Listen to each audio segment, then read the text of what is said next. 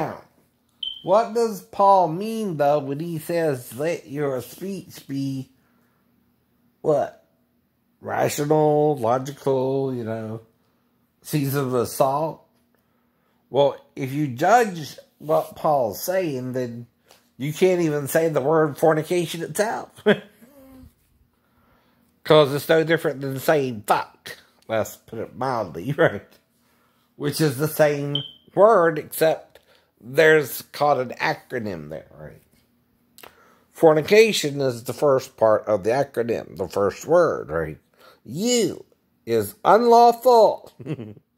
C has to do with the carnality of the sex act itself. And the last word is knowledge of good and evil, right? Hello? You have become as one of us to know good and evil, to know good and evil.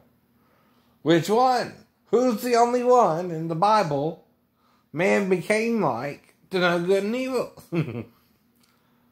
His name starts with an S, anybody? Sometimes he's called Lucy Fur. Sometimes he's called the anointed cherub that covered, not covers, covered our sins and helped us to not sin in the past. Right. But if he's no longer comforting us, he's then teaching us to sin, right? But what does that mean? He's making everything you do good or evil. Even the words you say. Do you understand? Right. If I say I can't say a word, when God does not say I cannot say a word, I make God a liar who never said I can say a word or not, right? But then if I say you can't say a word, I know, I heard you say it. What am I doing there? Dictating to you. You cannot say that word, though you know that word. Don't ever say that word for me. You're going to hell. I'm going to send you to hell. That basically sounds like you're going to murder me because I said a bad word. Yeah? Who do you think would murder someone over the use of a word? God or Satan? Hey, hello, so what's that? But I was taught the same bullshit you were taught. And why is it bullshit? It's self-righteousness, force control, right? See, here's a little thing for you, right? When you're censoring someone, and they know a word, and it's simply because the word makes you think bad thoughts. Like you need a word to think bad thoughts. Or not. Right. But it makes you want to tell me I can't say the word. Well, where in the Bible does it say, make a list of words that people cannot say because you don't like the way the word sounds, so don't say that word in front of me. Right. Nowhere. But it does talk about things that, for instance, talk about a tree in Eden in Ezekiel 31.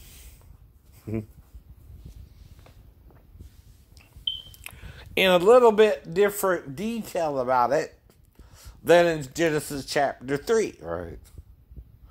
In fact, it talks about the other trees in the garden that also envied the one tree that was the ruler of them all, right?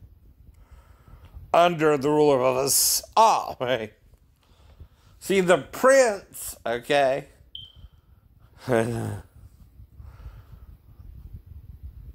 is the one we became as to know good and evil, not the king, right?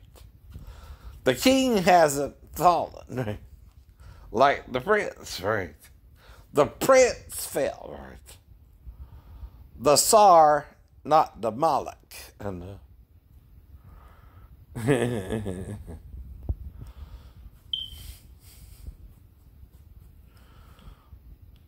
Nora Malaka.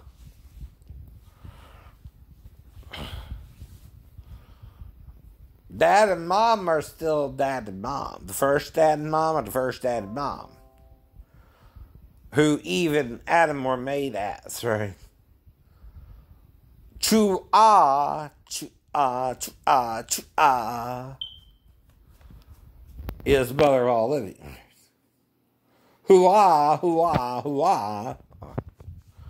Yahuwah is all existing, right? Yahoo is existing he. Yahi is existing she. But did Moses say you cannot use Yahi and only can use Yahoo? No. Moses wrote Yahoo, right? But also Yahuwah. Mm-hmm.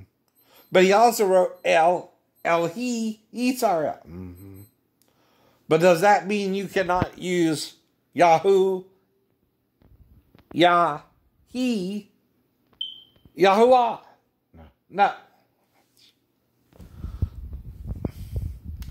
Yahihu, does that mean something? She. A hermaphrodite is a she. I don't know. A true she and he, right?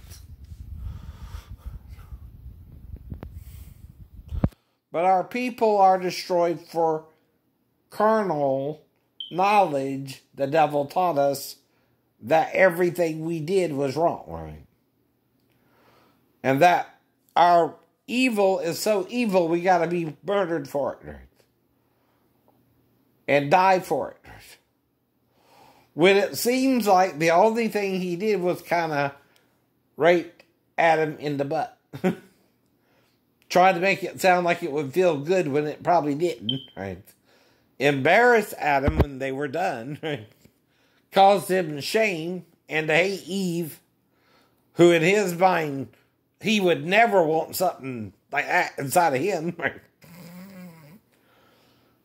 Too late. And wonders what the hell or why she even likes it with him.